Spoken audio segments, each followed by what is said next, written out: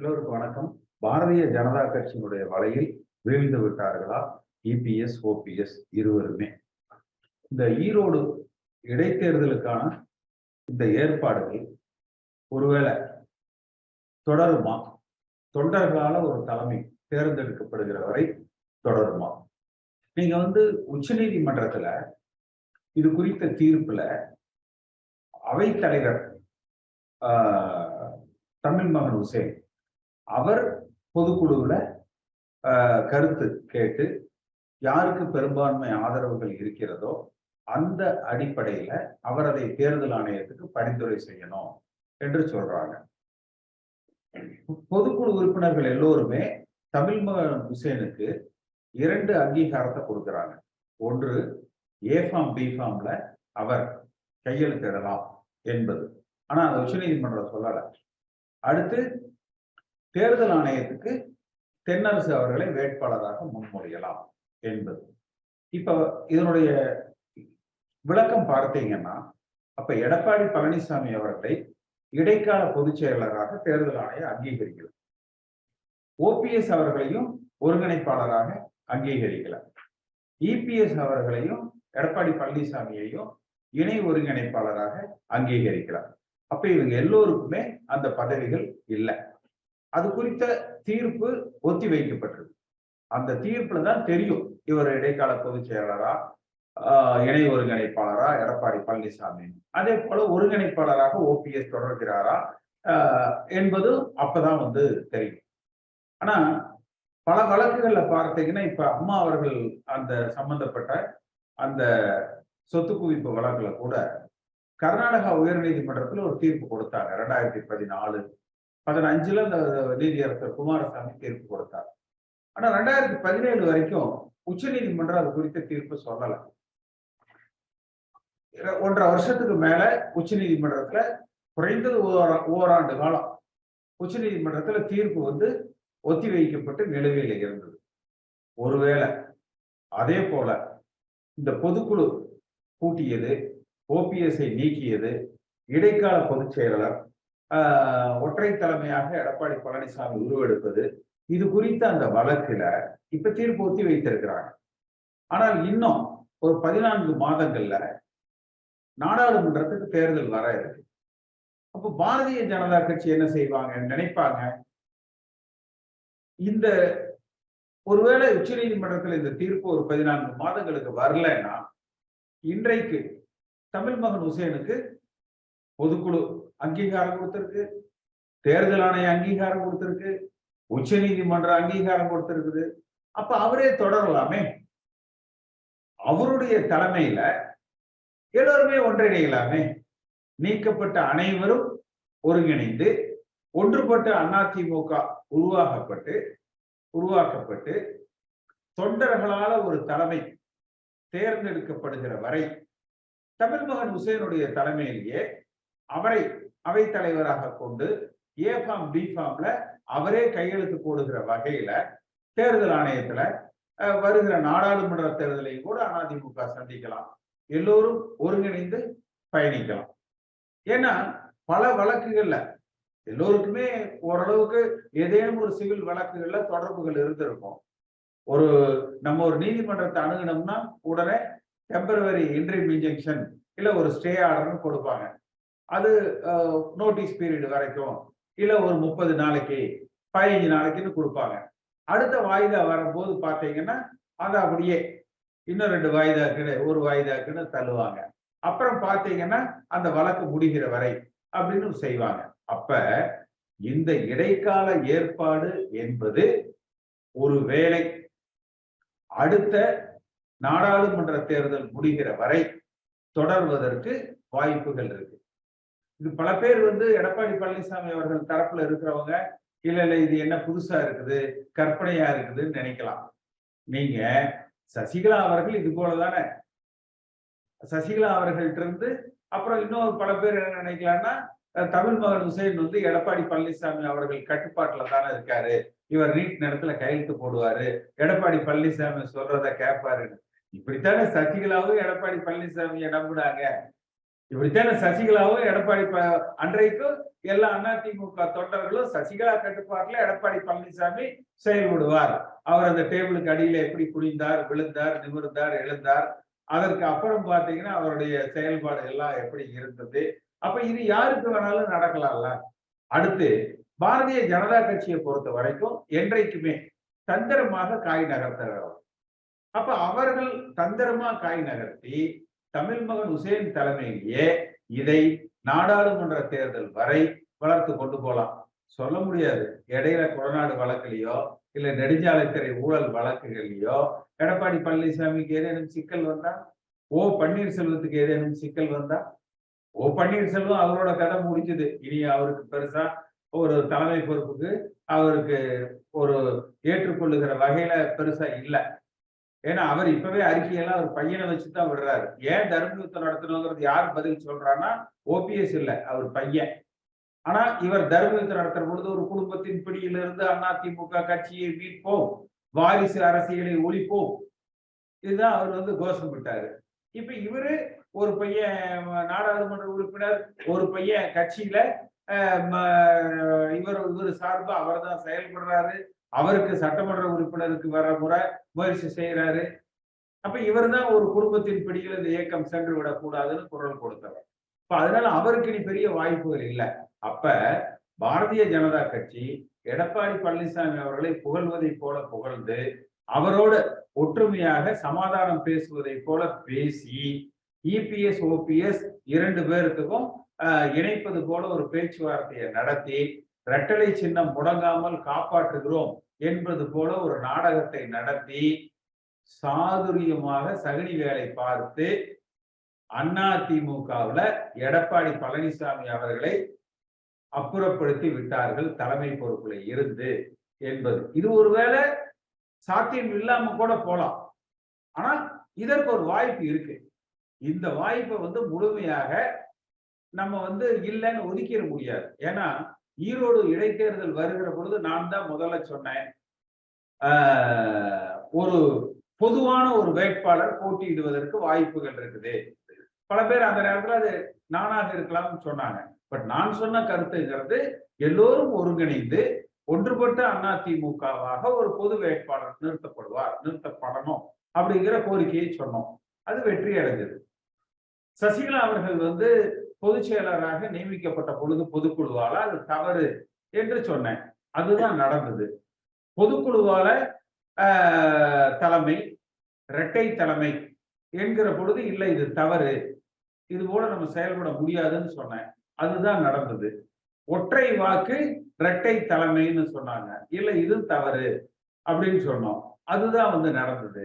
அப்ப இன்றைக்கு வரைக்கும் அதிமுக கட்சி புரட்சி தலைவர் எம்ஜிஆர் காலத்துல இந்த இயக்கம் எப்படி எழுச்சியோடு இருந்ததோ அது போல எழுச்சியோடு இந்த இயக்கம் பீடு நடை போட தொடர்ந்து வெற்றிகளை பெற, எது இந்த இயக்கத்தின் வளர்ச்சிக்கு நல்லது, எதை அதிமுக தொண்டர்கள் விரும்புகிறார்கள் என்பதை குறிப்பறிந்து அதிமுக தொண்டர்களுக்கு எது நல்லது, கட்சிக்கு எது நல்லதுன்னு நம்ம சொல்றோம். ஆனால் அதுதான் இன்றைக்கு பெரும்பான்மையாக நடந்து கொண்டு இருக்கிறது, உண்மையாகிக் கொண்டிருக்கிறது. அந்த அடிப்படையில ஒருவேளை இந்த இடைக்கால ஏற்பாடாக தமிழ் மகன் உசேன் இன்றைக்கு தேர்தல் ஆணையத்தால் அங்கீகரிக்கப்பட்டது, பொதுக்குழுவால் முன்மொழியப்பட்டது, உச்ச நீதிமன்றத்தால் தீர்ப்பால் உறுதிப்படுத்தப்பட்டது. இது அடுத்த நாடாளுமன்ற தேர்தல் வரை தொடரலாம்.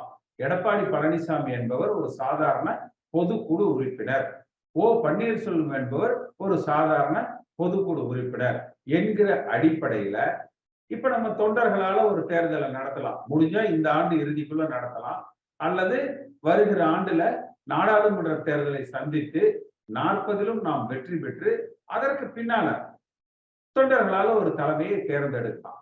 அப்படி வருகிற பொழுதுதான் இந்த இயக்கம் வலுவான இயக்கமாக இருக்கும். எப்படி இருந்தாலும் என்னுடைய கருத்து என்பது இபிஎஸ் ஓபிஎஸ் என்கிற இரண்டு பேரின் சகாப்தமும் அதிமுகவுல ஒரு முடிவுக்கு வந்து விட்டதாகத்தான் நான் பார்க்கிறேன். இனி திருப்ப எடப்பாடி பழனிசாமி மிகப்பெரிய ஒற்றை தலைமையாக உருவெடுத்து விடுவார் என்பதற்கான வாய்ப்புகள் மிக குறைவு. நிச்சயமா மத்திய அரசாங்கத்தினுடைய பங்கு தேர்தல் ஆணையம் மூலியமாக சொல்ல வெளிப்படுத்தப்பட்டிருக்கும், வேண்டியவங்களுக்கு சொல்லப்பட்டு இது ஒரு வெளியில வந்திருக்கு. காலையில அண்ணாமலை சொல்றாரு, மாலையில அதே தீர்ப்பாக வருது அப்படின்னா ஆமா, நிச்சயமா பாஜக இல்லைன்னா மட்டும்தான் நம்ம ஜெயிக்க ஒரு முடியும். தொகுதியே ஜெயிக்க முடியும். ஆமாங்கண்ணா, அதுதான் உண்மை. இருந்தாங்கன்னா நம்ம ஜெயிக்க முடியும். சென்ற தேர்தலில் ஜெயிச்ச ஒரு தொகுதி கூட ஜெயிக்க முடியாது. ஜெயிக்க முடியாது. பாஜக இல்லாம அதிமுக நல்ல ஒரு நேர்மையான தைரியமான புரட்சி தலைவர் காலத்துல எம்ஜிஆர் வழியில் இந்த இயக்கத்தை நடத்துகிற லஞ்சம் ஊழல் சாதி மதத்துக்கு அப்பாற்பட்ட ஒரு தலைமை இருந்தால் நம்ம நாடாளுமன்ற தேர்தல்ல பிஜேபியை எதிர்த்து திமுகவை எதிர்த்து நம்ம ஜெயிக்கலாம். நம்ம கூட இதுவரைக்கும் தொடர்புல வந்து நம்மோடு பயணிக்கிறவர்கள் 3 லட்சம் பேர் இருக்கிறாங்க. ஆனா நமக்கு அதுக்கு நம்ம நல்லா வலிமையாக களத்துல நின்று பிஜேபியை எதிர்த்து திமுகவையும் எதிர்த்து பிஜேபிக்கு அடிமையாக இருக்கிற ஓபிஎஸ் இபிஎஸ் தலைமை பொறுப்பு இல்லாம கட்சிக்குள்ள வச்சுக்கிட்டு பயணிக்கிறதுனா 10 லட்சம் அதிமுக தொண்டர்கள் ஒருங்கிணையணும். இது ஒன்று. இரண்டாவது, இந்த சின்னம் கட்சி பெயர் இதெல்லாம் தேர்தல் ஆணையத்துல நம்ம மீட்டு எடுக்கிறதுக்கு, ஏன்னா ஒன்னா பாஜக கிட்ட மண்டியிடணும், சரண்டர் ஆகணும்.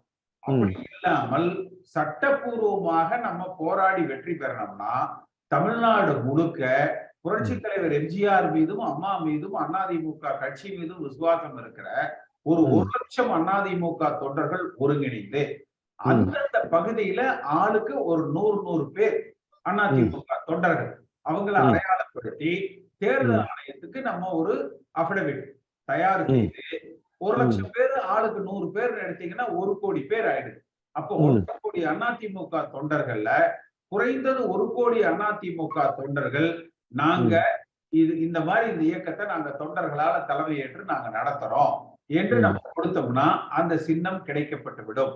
அப்ப பிஜேபி ஆதரவு இல்லாமல் கிடைக்கப்படும். அப்படி இல்லைன்னா இபிஎஸ்ஓ ஓபிஎஸ்ஓ யாரா இருந்தாலும் யார் ரொம்ப குனியறாங்களோ யார் ரொம்ப பணியறாங்களோ அவங்களுக்கு தான் சின்னம் அப்படிங்கிற அளவுல போயிடு. இல்லைன்னா சின்னத்தை முடக்கிடுவேன் அதுலயே நமக்கு வந்து பூச்சாண்டி காமிச்சுக்கிட்டு இருப்பாங்க.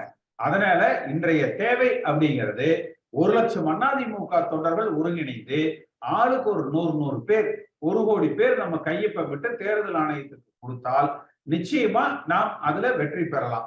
அதுல தொண்டர்களால தலைமை நம்ம தேர்ந்தெடுக்கலாம். வருகிற நாடாளுமன்ற தேர்தலில் 40லும் நாம் இரட்டைலை சின்னத்துல தனிச்சு நிற்கலாம். தனித்து நின்று போட்டியிட்டு வெற்றி பெறலாம். அதை நோக்கித்தான் நம்ம பயணிக்கிறோம். அதுல நம்மோடு அந்த பயணிக்கிறவங்களையும் ஒரு இப்ப இருக்கிறத அந்த எண்ணிக்கையை 10 லட்சமாக உயர்த்துவதற்கு தான் கடுமையாக போராடிக்கிட்டு இருக்கிறோம்.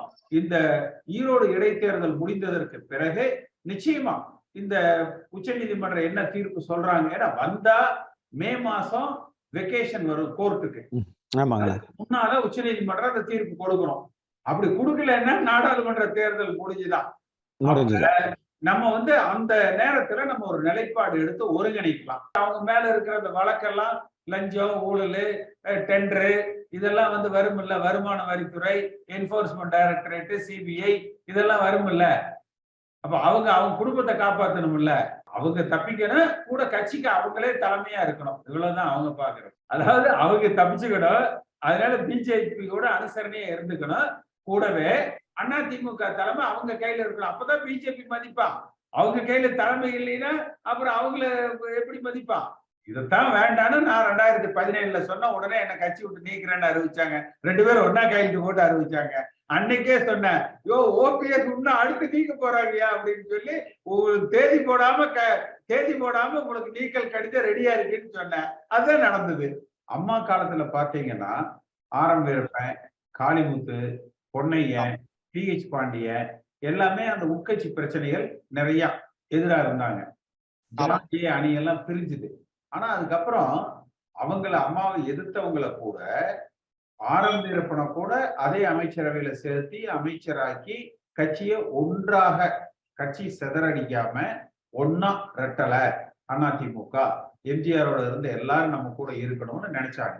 அதே போல பாத்தீங்கன்னா புரட்சி தலைவர் எம்ஜிஆர் அவர்களும் அந்த நாவலர் ஆகட்டும், பன்ருட்டியார் ஆகட்டும், அன்னைக்கு இருந்த பாவு சண்முகம், ராகவானந்தம், அப்படி அண்ணா கூட பயணம் செஞ்சவங்களை எல்லாரையும் தன் கூட இருக்கணும் அப்படின்னு சொல்லி, இத்தனைக்கு எம்ஜிஆர் கட்சியிலிருந்து நீக்கிறதுக்கு முன்மொழிஞ்சது நாவலர் நெடுஞ்செழியன்.